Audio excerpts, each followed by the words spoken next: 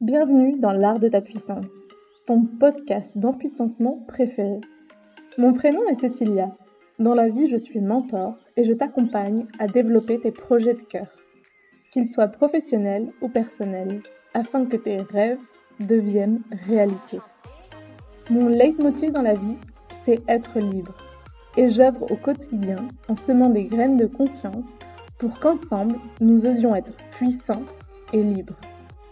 Mets-toi à l'aise, l'épisode du jour va commencer. Bonjour et bienvenue dans ce nouvel épisode. Aujourd'hui, on va parler d'un sujet central lorsqu'on est entrepreneur et aussi clairement challengeant. Je vois que c'est un challenge pour nous, entrepreneurs, pour vous qui m'écoutez. Je le sais parce que je suis passée par là. Je le sais aussi parce que je le vois dans les accompagnements que je propose. Avec mes mentorés, je me rends bien compte à quel point c'est souvent un des sujets au moins d'une des séances où j'apporte beaucoup de clés. Et je le vois aussi dans mon quotidien avec les personnes avec qui j'échange, que ce soit sur les réseaux ou dans ma vie faite de chair et d'os. Clairement, quand on commence à développer son projet de vie, son projet de cœur, et qu'on est du coup à son compte, que notre organisation ne dépend pas de tierces, en tout cas ne dépend pas d'un chef, d'un décideur extérieur qui va nous donner des tâches précises, un horaire précis pour le faire, et où finalement on va être totalement laissé à notre propre créativité et à notre propre organisation. Et c'est dans ces moments-là qu'on se rend compte à quel point être organisé et structuré va nous permettre d'aller plus loin, plus vite dans le développement de notre projet de cœur. J'ai envie de revenir sur 3 points dans ce podcast. Premièrement, sur l'art de prioriser, l'art de décider ce qui fait vraiment sens sur le moment. Deuxièmement, l'art de la gestion, de la planification, de l'intention, d'un ordre mental. Et ensuite, l'art d'une organisation structurelle dans la matière. Pourquoi est-ce que j'ai d'abord envie de te parler de prioriser ? Parce que finalement, il y a un mantra qui pour moi est hyper important et qui, je crois, est vraiment l'un des grands challenges lorsqu'on est dans les premiers pas du lancement de notre projet de vie. C'est... et ce mantra dit « It's a fucking yes or it's a hell no ». Ça veut vraiment dire ce que ça veut dire, c'est soit c'est un putain de oui, soit c'est non. Soit ça me fait vibrer de tout mon être, soit vraiment je me dis, ouais, en fait, je peux pas passer à côté de cette opportunité-là, à côté de cette soirée avec mes copines, à côté de ce rendez-vous, à côté de cette invitation.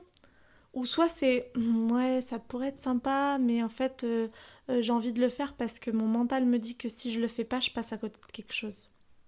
Il n'y a pas très longtemps, une amie, enfin une femme que j'ai rencontrée ici à Fuerteventura me disait « J'ai vraiment envie de lancer un groupe ». Donc elle est formatrice en MBSR, donc en mindfulness. Et elle avait envie de créer un groupe de formation. Et elle me disait « Je pense que je vais le faire en ligne parce que je ne peux pas le faire en ligne et en présentiel. Et puis en ligne, j'ai déjà 2 personnes qui se sont inscrites. » Et quand je lui ai demandé, mais toi, qu'est-ce que tu as envie de faire intuitivement, elle m'a répondu, en présentiel, en vrai, ça me remplirait. Mais Yanara, ça me fera vraiment, vraiment chaud au cœur. Et en fait, c'était d'autres raisons qui lui faisaient se dire, je vais dire oui au projet en ligne parce que j'ai la sensation que c'est comme ça que ça va fonctionner. Alors que ce qui est hyper important, c'est qu'est-ce qui fait sens pour moi, qu'est-ce qui vibre, qu'est-ce qui me met en joie, qu'est-ce qui est aussi stratégique de faire quand on a envie de développer son projet en ligne et en présentiel, sur quel focus je mets la priorité. Peut-être que dans un premier temps, c'est plus développer le présentiel qui va me permettre d'avoir accès à une communauté plus importante en ligne. Notamment ici où on est sur une communauté très changeante avec beaucoup de digital nomades, donc beaucoup de gens qui viennent et qui partent. Et donc finalement, se faire connaître en présentiel a vraiment possiblement un impact sur la construction d'une communauté future. Et du coup, on en revient à notre idée de prioriser. Prioriser, c'est savoir dire non à ce qui ne fait pas sens et choisir de mettre son énergie vraiment sur ce qui répond à notre stratégie, ce qui répond à notre besoin, ce qui répond à nos envies. Et c'est pareil avec les personnes qui nous entourent, et ça commence d'ailleurs par les personnes qui nous entourent. On dit souvent que nous sommes à l'image des 5 personnes qui nous entourent, que l'on côtoie le plus. Eh bien, ton entreprise, ton business, ton activité de cœur, elle n'est que le prolongement de toi, et donc elle sera à l'image des 5 personnes qui t'entourent le plus. Est-ce que tu as envie de t'entourer de personnes qui remettent en doute constamment la posture que tu as prise, les décisions que tu veux mettre en place, ou est-ce que tu as envie de personnes qui te portent, qui te challengent, qui oui te font voir des choses que tu n'avais pas appréhendées jusqu'à maintenant, mais qui le font avec bienveillance et avec envie d'apporter et non de détruire. Je pense que dans les premiers pas d'un lancement de projet, les personnes qui t'entourent, il vaut mieux que ce soit 2 personnes qui soient profondément persuadées de ce que tu es en train de faire que 10 personnes qui finalement sont juste là par habitude et sont peut-être en train de nourrir des liens plus ou moins sains ou plus ou moins toxiques avec toi. Et finalement, pourquoi se prioriser? Et je finirai là-dessus. Notre journée est définie, elle a 24 heures. Qu'est-ce que tu es capable de faire en 24 heures? Quelque chose qui peut être intéressant à faire dès le début de ton lancement de projet, ou même si tu es un peu plus avancé, c'est à commencer à regarder comment est-ce que tu utilises ton temps. Ta gestion des réseaux sociaux, combien de temps ça te prend, répondre à des emails, combien de temps ça te prend, si tu vends un produit, si tu offres un service, combien de temps la préparation de l'expédition ou la séance de coaching, par exemple, te prend concrètement. Et regarder dans une semaine comment est-ce que tu organises ton temps. Et ça va te permettre de te rendre compte si tu utilises ton temps à bon escient ou si tu es juste en train de te submerger, de te surcharger et de reproduire les mêmes choses du salariat mais dans l'entrepreneuriat. Ce truc où au final on va finir par travailler 30, 35, 45, 50, 60 heures sans la reconnaissance de ta valeur, avec un résultat qui est à la hauteur de ce que tu es en train de générer. Bien sûr, entreprendre, c'est construire sur le long terme une vision, un impact et une rentabilité. Bien sûr que ce que tu fais aujourd'hui, ça va te permettre d'avoir des résultats demain. Et je ne suis pas de celles qui pensent que demain, tu peux avoir un business pérenne qui te permette de vivre dans les 10 prochaines années sans en passer d'abord par plusieurs mois, voire même plusieurs années de construction de cette base, de cette structure. Et l'organisation que tu vas avoir dès le début, en priorisant les projets sur lesquels tu vas t'investir, en priorisant le focus que tu vas prendre, c'est ce qui va te permettre d'avoir un impact à long terme. Et c'est important pour toi de sentir pourquoi est-ce que tu ne priorises pas. Pourquoi est-ce que tu ne dis pas non à quelqu'un? Pourquoi est-ce que tu as absolument envie de faire, par exemple, des ateliers, mais aussi des accompagnements de groupe, mais aussi du présentiel et aussi des massages? Pourquoi est-ce que tu ne focuses pas ta proposition? Moi, je sais qu'en 2002, j'ai découvert que je n'avais pas focusé ni la langue ni les offres de services que j'avais, parce que j'avais peur de ne pas ouvrir assez et que du coup, les personnes qui pourraient être intéressées ne se reconnaissent pas. Et en fait, la vérité, c'est que si ton message n'est pas clair, tu n'auras pas la capacité d'attirer à toi des personnes qui vont se reconnaître dans ce que tu es en train de dire. Et ton organisation et la capacité de prioriser ce dans quoi tu vas mettre ton énergie, c'est totalement lié avec ta capacité d'attraction. Plus ton business il est structuré, il est ordonné, plus ton organisation soutient cette structure, plus tu pourras aller loin, rapidement et profondément, avec un impact qui va te permettre de vivre ta raison d'être, de sentir que tu es utile, de sentir que tu apportes quelque chose dans ce monde, de te sentir toi-même reconnu à ta valeur et utile. À partir du moment où on a appris à prioriser, et c'est quelque chose qui se teste, qui se reteste, qui se réévalue tout le temps. J'écoutais un des podcasts de Aline de The Bee Boost, son podcast qui s'appelle Je peux pas, j'ai business, je te le recommande, qui est très très focus avec des outils plus business et qui est hyper intéressant. Et elle disait que c'était encore plus vrai pour l'entrepreneuriat que pour le salariat, même si pour le salariat c'est en train d'évoluer. Être entrepreneur, ça signifie être en constant renouvellement, être en constant réadaptation et adaptation à la réalité du présent.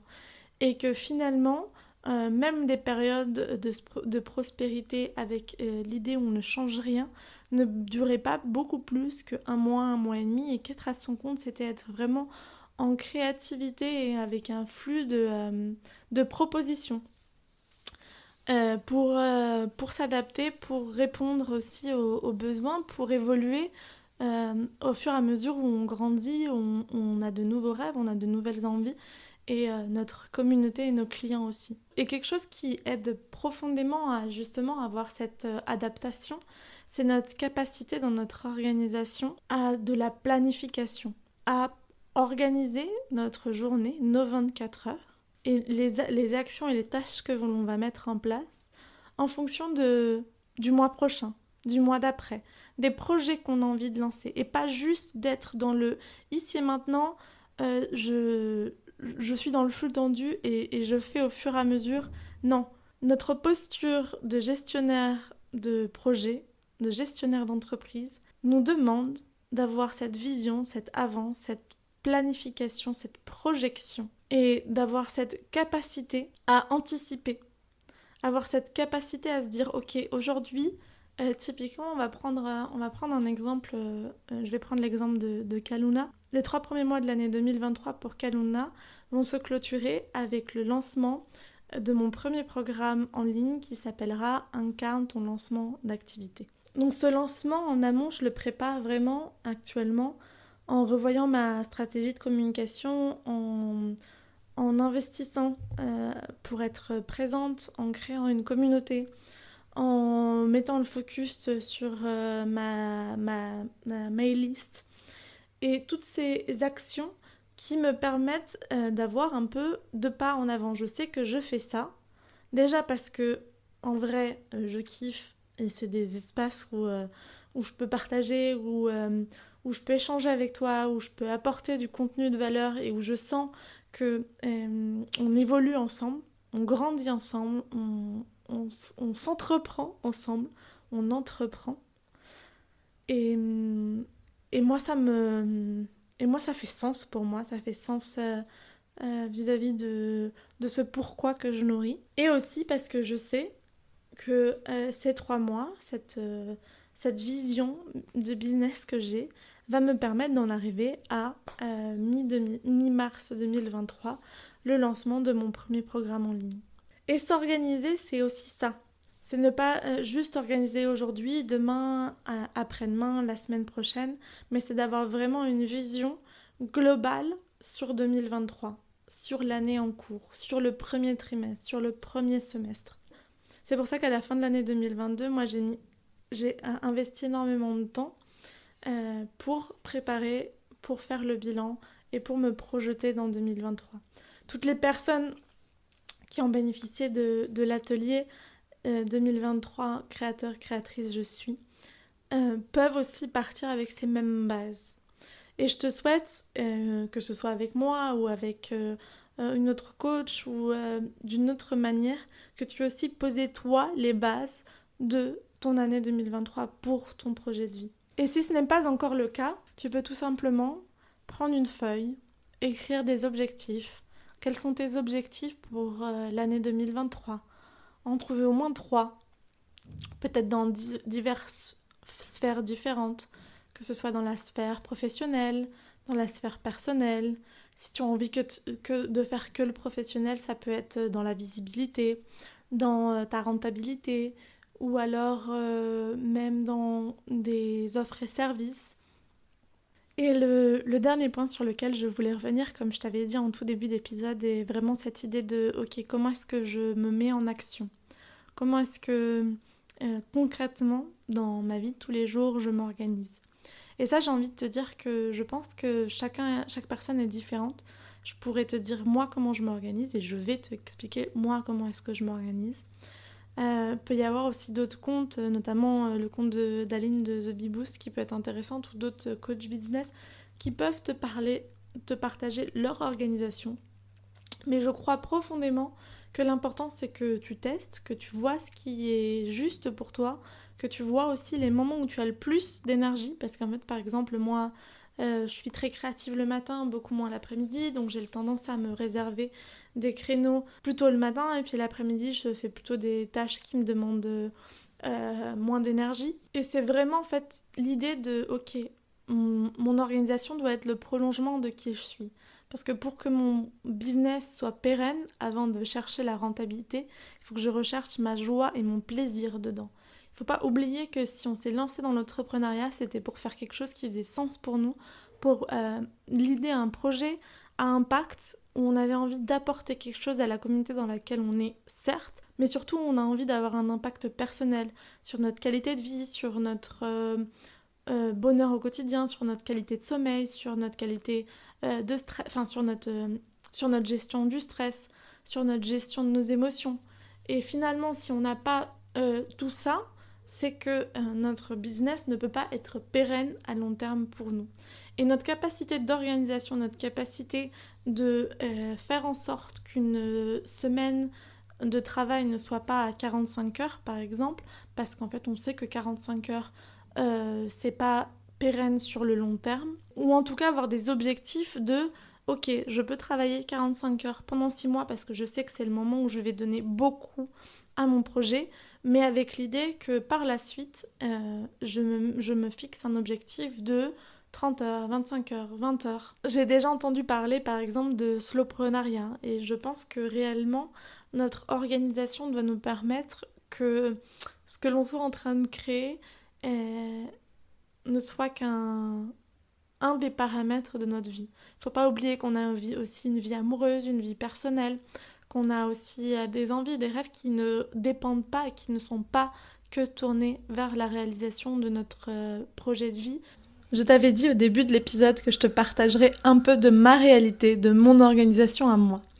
Déjà, il faut savoir que c'est une organisation que je teste, qui est en constant mouvement en fonction de ce que je sens avoir besoin dans l'ici et maintenant, et que surtout c'est une organisation qui fonctionne pour moi. Et je pense réellement que le message que j'ai vraiment envie que tu retires de cet épisode de podcast, l'idée avec laquelle j'ai envie que tu repartes de cet épisode de podcast, c'est de connecter avec ton unicité. L'organisation qui fonctionnera pour toi ne fonctionnera que pour toi. Et comment la trouver ? Il n'y a rien de mieux que de tester. Néanmoins, j'avais quand même envie de te partager des petites pistes ou du moins des exemples concrets pour voir si ça résonne pour toi, s'il y a des choses que tu as envie d'implémenter dans ta propre routine organisationnelle en tant qu'entrepreneur. Du coup, il faut savoir que pour moi, organisation résonne aussi beaucoup avec planification. Donc j'ai vraiment une planification annuelle, trimestrielle, mensuelle, et puis aussi je fais un point chaque 2 semaines. Donc j'aime prendre ce temps, et je pense qu'en tant que chef d'entreprise, en tant que leader d'un projet, c'est hyper important de régulièrement lever la tête du guidon et de voir où on en est vis-à-vis des objectifs qu'on est en train de se créer. Donc pour moi, mon organisation, elle est déjà dans cette phase de planification parce que je sais quels sont les projets sur lesquels il est important que je mette mon énergie dans l'ici et maintenant et ceux qui peuvent attendre demain. Chaque début de semaine, je prends un temps pour voir exactement où est-ce que j'en suis, sur quoi je vais mettre la priorité et un peu avoir un découpage. Je suis pas de celles qui ont une organisation hyper précise avec tout ce qui est booké dans leur agenda, mais par contre, oui, j'essaie de me proposer des objectifs pour la semaine. Et au niveau de la journée, j'aime bien commencer avant 9h30, donc 9h30 max pour être à mon bureau. Donc maintenant que j'ai un bureau, et puis avant c'était 9h30 max pour être en train de créer. Donc avant ça, j'aurais pris le temps d'écrire, de faire du yoga, de me faire un petit déjeuner, de prendre le temps de lire si jamais ça fait sens pour moi, ou toute autre routine bien-être qui m'appelle dans le moment. Et puis justement, au moment de ma routine d'écriture, qui est vraiment la seule chose qui est commune à toutes mes matinées, et qu'elle soit d'ailleurs une journée où je travaille ou pas forcément, je vais me proposer justement des axes en me disant ok, aujourd'hui j'ai envie de faire telle chose, et puis aussi me proposer des émotions à ressentir dans la journée, et aussi à penser à ce que le volume horaire de création, de travail, n'excède pas 5-6 heures maximum. Donc aussi penser à me prendre du temps pour juste être et faire des pauses. Je vais terminer ma journée vers 4-5 heures, puis généralement j'aurais pris au moins 2 heures de pause dans la journée, que ce soit pour aller faire mes courses, pour ranger chez moi, mais aussi simplement pour aller à la plage, pour aller courir, pour manger. J'adore cuisiner, donc je prends le temps de cuisiner tous les jours.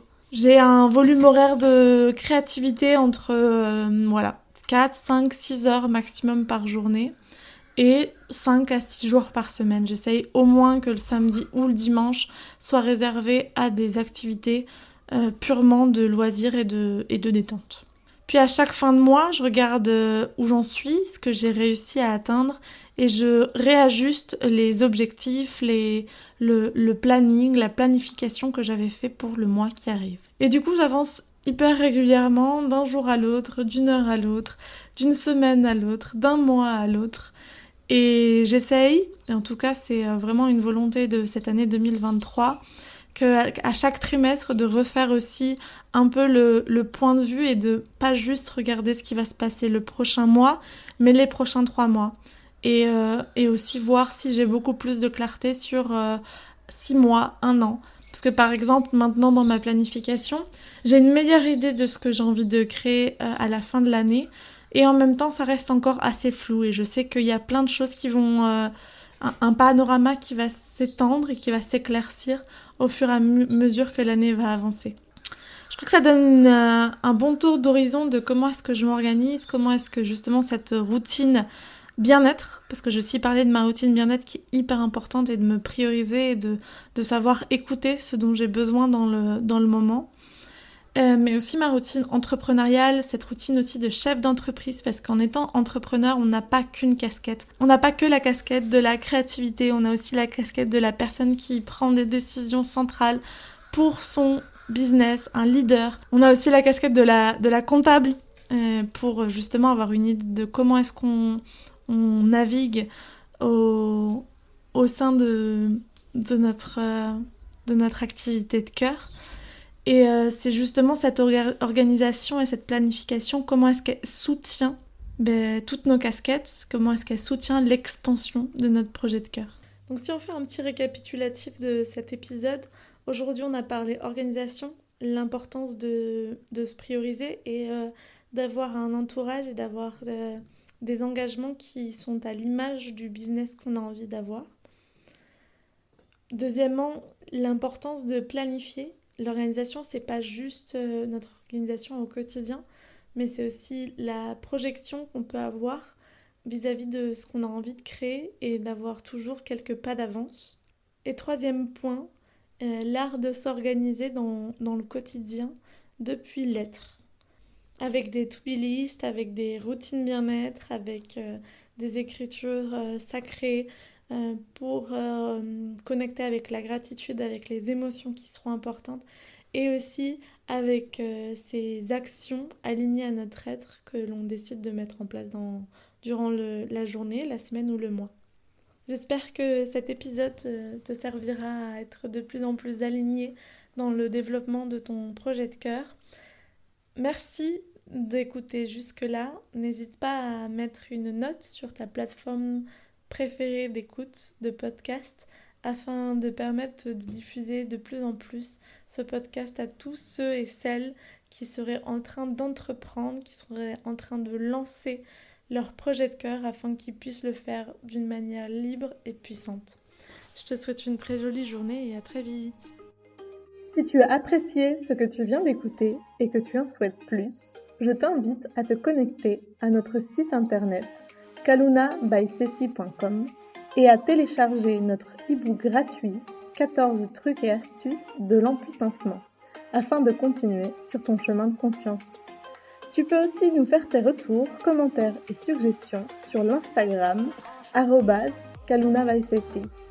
À très vite pour un nouvel épisode.